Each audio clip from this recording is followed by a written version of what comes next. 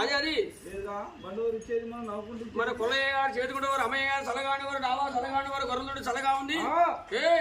మన గొడ్డు చల్లగా ఉండే వారు పాటకేది పంట పేరు చల్లగా ఉంది మన కొల్లయ్య గారు చేతుకుంటే మనకు 500 పదాలు ఇచ్చేసేయి బసవరాజా అదిగో అదిగో అదిగో అదిగో